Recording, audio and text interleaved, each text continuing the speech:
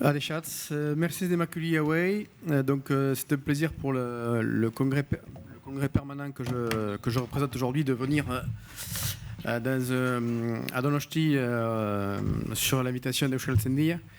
Je représente également l'université de Toulouse de Jean Jaurès, pour laquelle je suis membre associé, chercheur associé au laboratoire RSS.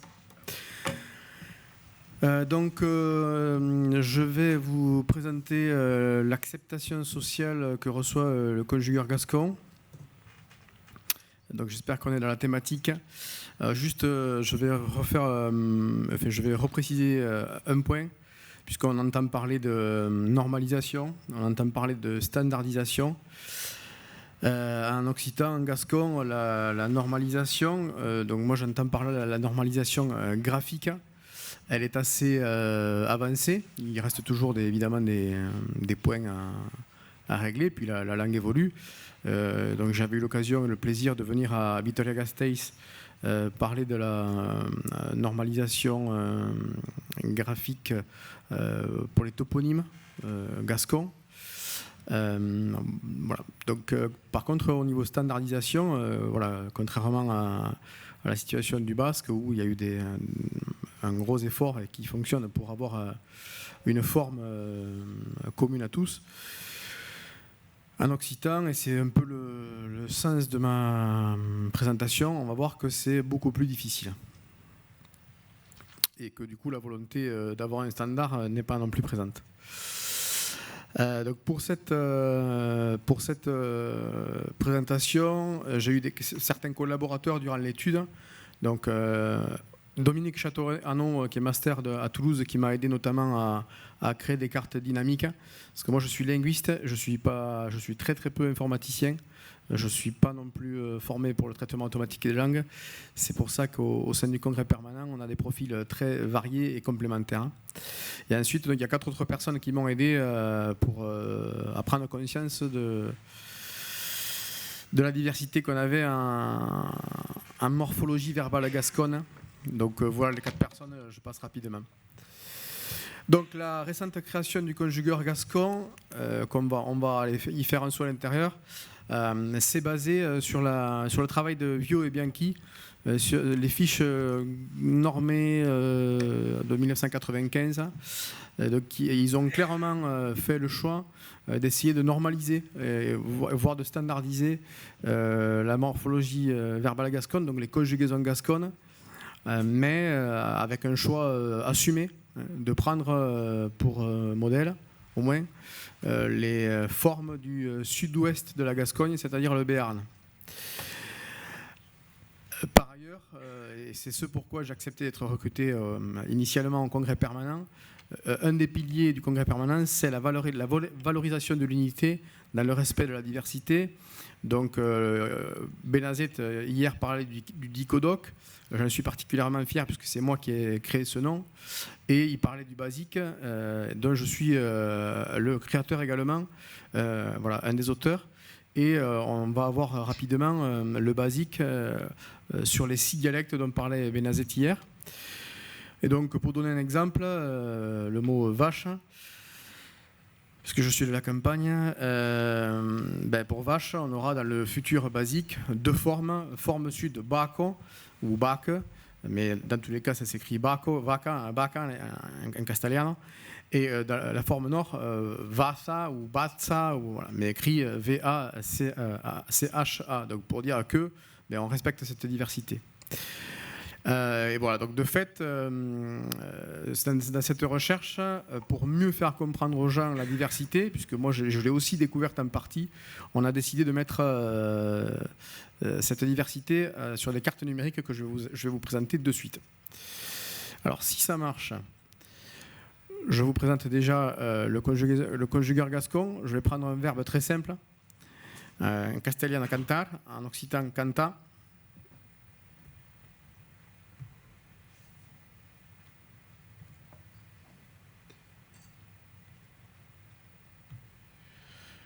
Donc en cliquant sur un verbe, simplement, on va avoir, donc le verbe canta, je le prends parce que c'est un des plus simples. Et donc j'attire, vous n'y voyez rien, hein, c'est ça. C'est dommage. Et donc, j'attire votre attention sur le prétérite, parce qu'on va voir après, on va voir qu'il y a certains temps qui posent plus problème que d'autres. On a une seule forme, donc la forme kantais. Je vais revenir au...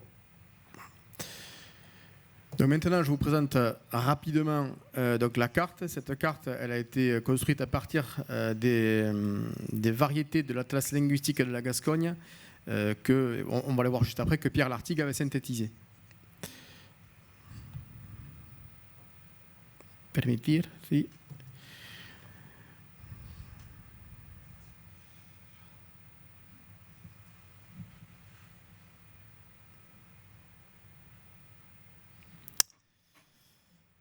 Ou pas.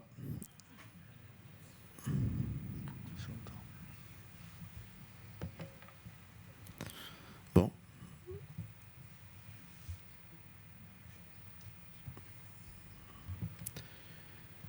J'y reviendrai après. Donc la carte... Comment ? Non, c'est pas ça.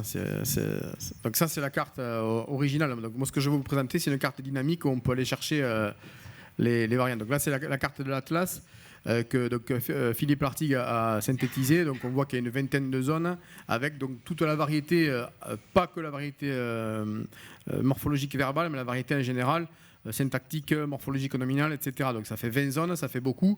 Donc nous, on a décidé de la simplifier évidemment, et donc il nous reste une dizaine de zones. J'espère qu'on va pouvoir les regarder tout à l'heure. Voilà. Alors j'essaie de revenir à voir si la carte s'est affichée. Non. C'est vraiment dommage, parce que sans ça, ça ne va pas empêcher qu'on discute, mais... Bon. Allez, on va faire sans ça. Alors, donc, le contexte social. On a créé le conjugaire languedocien. Alors, par contre, je ne sais pas remettre un affichage. C'est où? C'est ici? C'est ça? Ouais. Hop. CTRL L.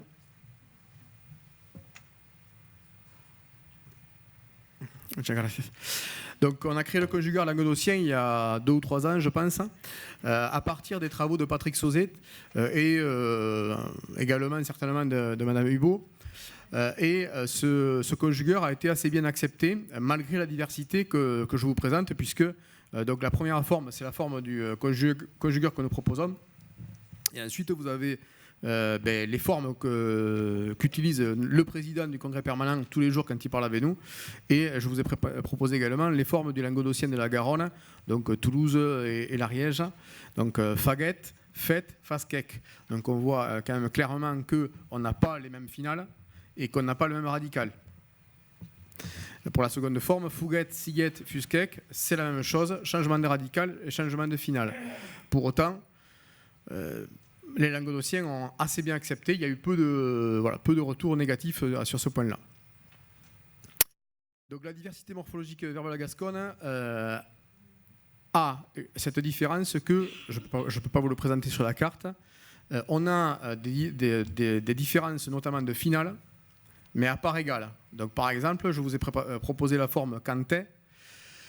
Il se trouve que cette forme, elle se cantonne, elle est présente seulement en gros dans le Béarn et la Bigorre, c'est-à-dire le sud-ouest du domaine gascon, mais qu'on a à peu près de façon équivalente 2 autres formes présentes au nord et à l'est, avec la forme kantet au nord et la forme kantec à l'est. Et donc de fait, voilà, c'est ce qui a mis un peu en question la fiabilité du conjugaire gascon. Et comme au congrès permanent, vous l'avez vu hier, on a un conseil des usagers. Le conseil des usagers a demandé à ce que nous complétions cet outil. Donc j'ai été chargé de faire cette étude et de regarder ce qui n'allait pas ou ce qui ne convenait pas aux usagers, parce qu'on a des demandes spontanées et dispersées. Il faut pouvoir en faire une synthèse. À partir de là, j'ai travaillé à partir de la classification des verbes du languedocien, j'ai repris la même classification pour qu'on ait des critères en commun. Donc la classification assez classique. Et je me suis cantonné à certains verbes qui pouvaient présenter le plus de problèmes, et on va le voir aussi à certains temps. Donc les verbes canta, basti, crese ou crede, bese, bede, dise, dide, pude, bule. Seule la troisième personne du singulier a été traitée parce que déjà, ça fait pas mal de boulot. Donc 3 temps ont été ciblés parce que rapidement, compte tenu que moi je suis aussi locuteur gascon et locuteur d'une autre partie que le béarn, j'ai rapidement vu ce qui par rapport à ma langue, à ma façon de parler, posait problème. Et ça s'est avéré pour le reste des zones. Donc 3 temps, le prétérit, le subjonctif présent ou subjonctif primaire, puisque quand en gascon comme en espagnol, les valeurs qu'on attribue à ces temps-là sont souvent fausses, puisque le subjonctif passé, c'est pas le passé, c'est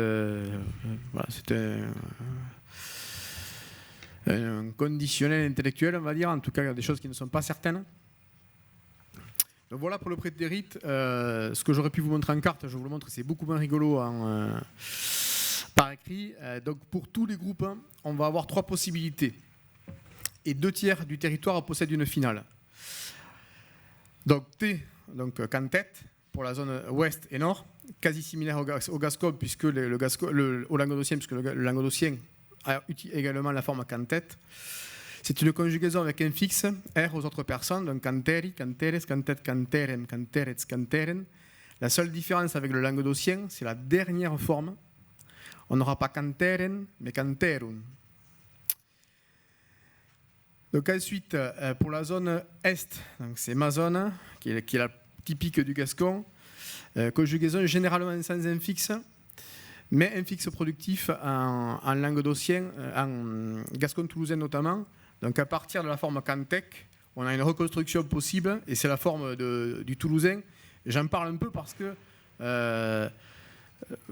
il y a un auteur assez connu qui s'appelle Peyre Goudouli, qui est toulousain, et qui n'est pas dans notre génération bien entendu, qui a beaucoup produit et qui a permis de redorer le blason de la langue occitane.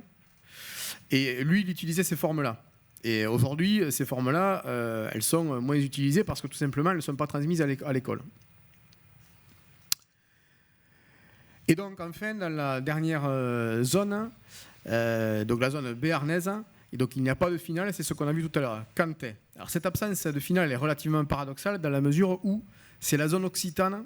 Alors quand je dis occitane, ce n'est pas la zone gasconne, donc de tout le territoire occitan. Dans la morphologie nominale, c'est le parler, donc le sous-dialecte, le béarnais, qui a la plus grande tolérance des finales. Voilà, c'est un article que j'ai écrit l'an dernier. Donc par exemple, on aura serp ou cers, alors qu'en languedocien central, on aura ser par exemple.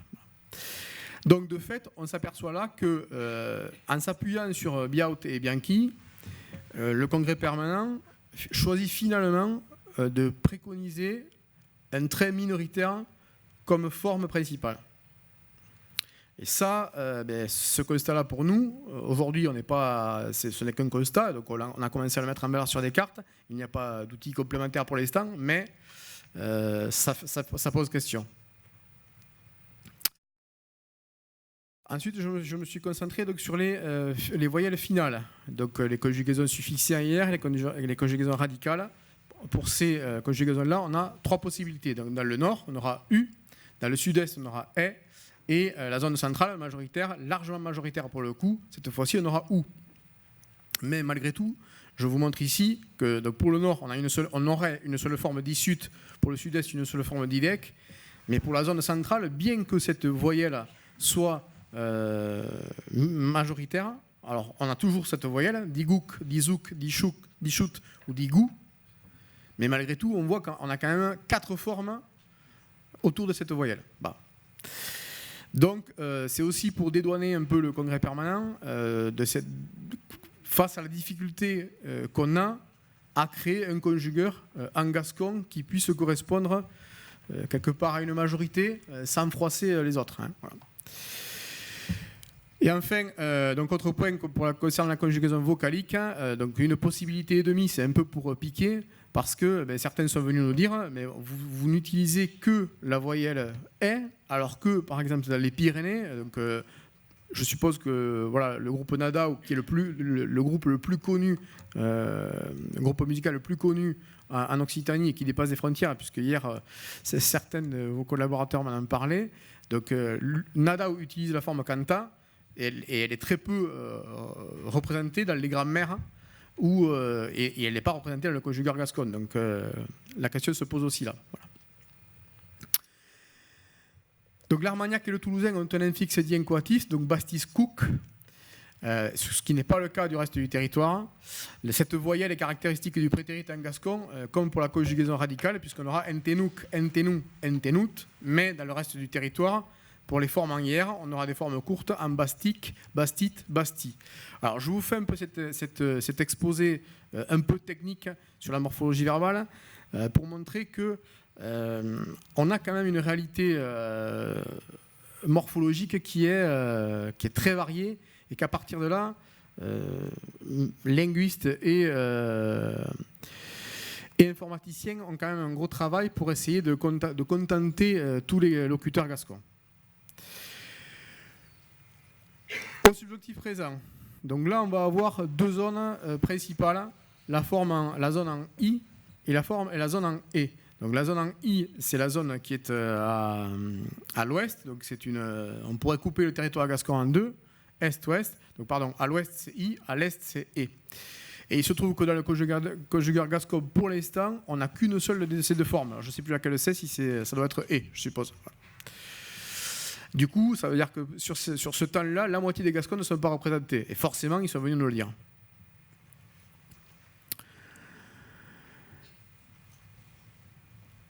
Pour le subjonctif passé, trois zones. Si, C et so. Donc, hormis le couserant, les voyelles sont similaires au subjonctif présent des conjugaisons vocaliques, comme canti et cante, avec un infix consonantique. Les voyelles initiales dans les désinences bisyllabiques, la conjugaison suffixée et radicale compte trois zones, une en U, une en OU, une en E. Ce traitement correspond à celui du prétérit pour lequel nous retrouvons les mêmes voyelles à peu près dans les mêmes zones, ce qui conforte une construction désinentielle fondée sur ce temps. Dissus, digus, oui, je ne vais pas dépasser, c'est sûr, et dides.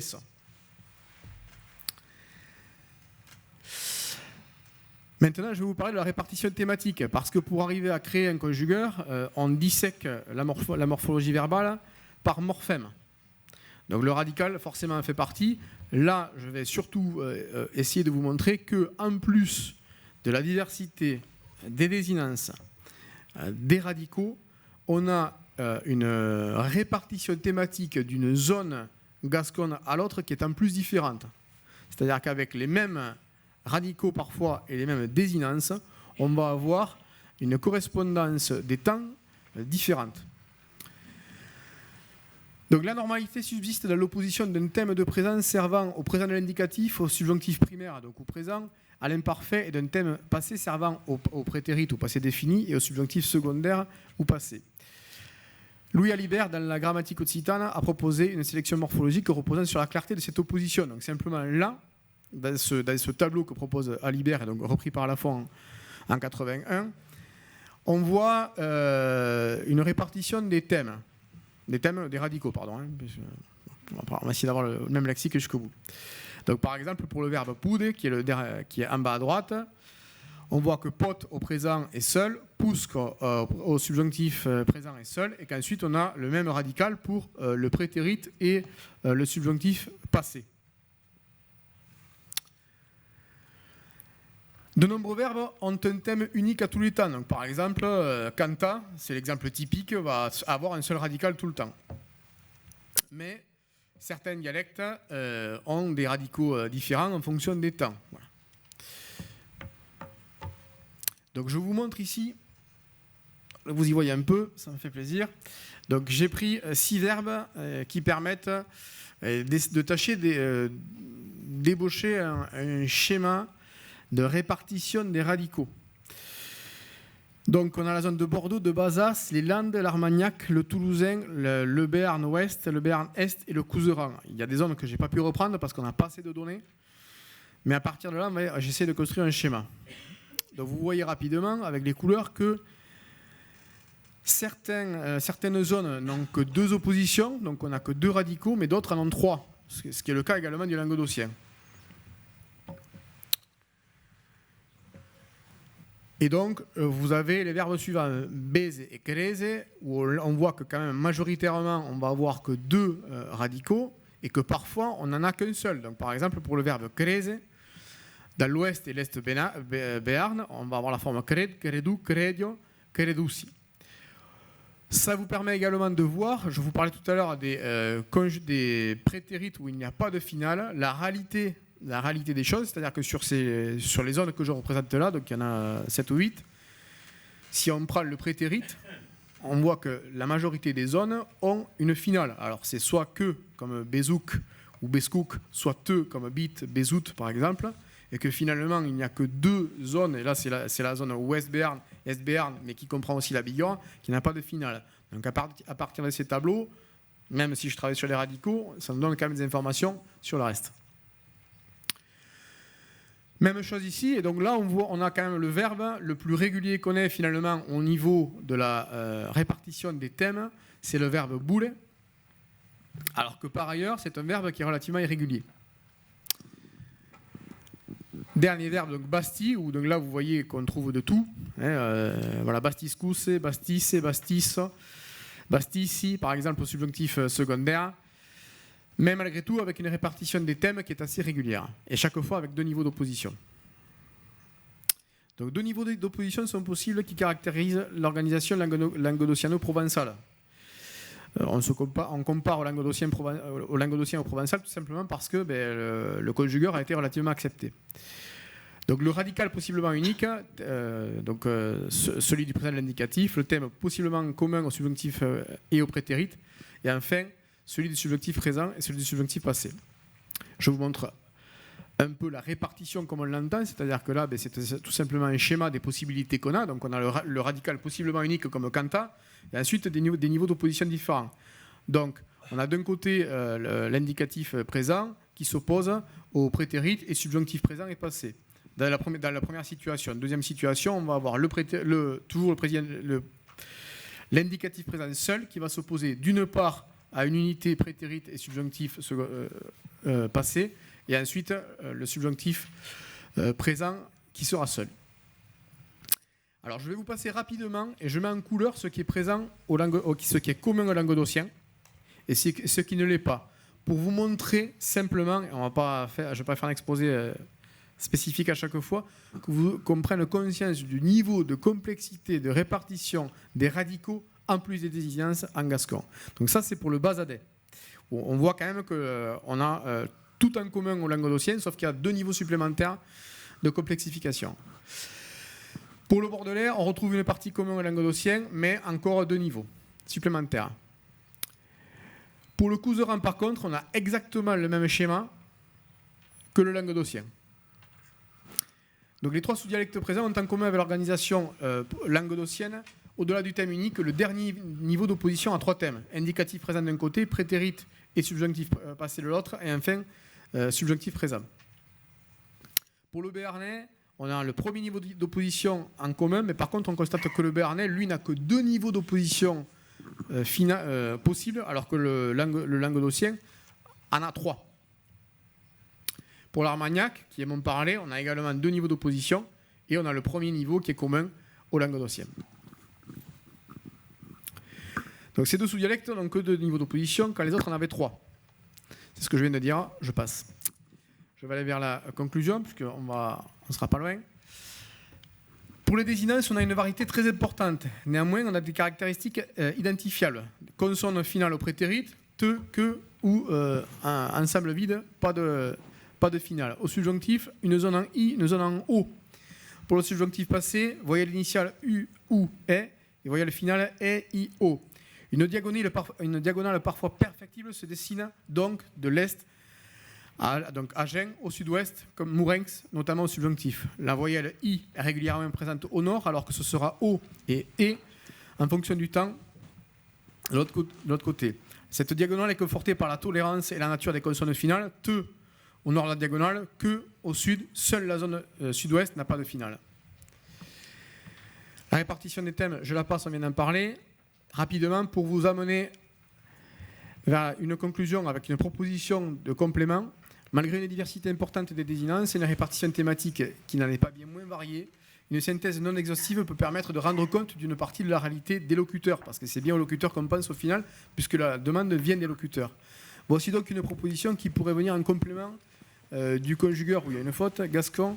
Les formes en couleur sont les formes de propositions complémentaires. Hormis le jaune, j'expliquerai pourquoi. Donc ici, vous n'y voyez pas bien, mais en bleu, c'est ce qui pourrait venir compléter le conjugueur en l'état pour que simplement on ait une réalité un peu plus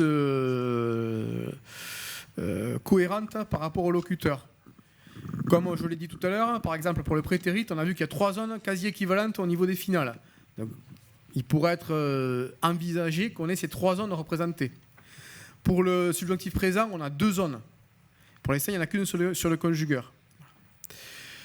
Donc en bleu, en rouge, c'est les propositions qu'on peut faire pour essayer d'améliorer les choses, à voir comment. Parce qu'il faut quand même avoir en tête que derrière, avec les outils qu'on propose dans ce conjugueur, on a un clavier numérique à construire qui est déjà construit pour les iPhones ou les smartphones. Et on a également le correcteur orthographique pour OpenOffice. La difficulté qu'on a quand on a autant de formes qui sont équivalentes sur le territoire, c'est comment on hiérarchise malgré tout pour que les outils numériques qu'on va créer demain soient réalisables.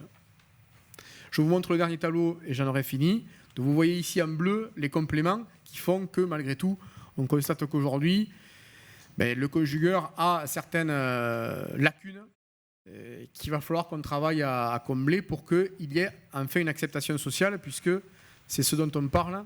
Créer un outil numérique, s'il n'est pas accepté, ça veut dire qu'il ne sera pas utilisé. Merci per vostra ascolto. Mille esker.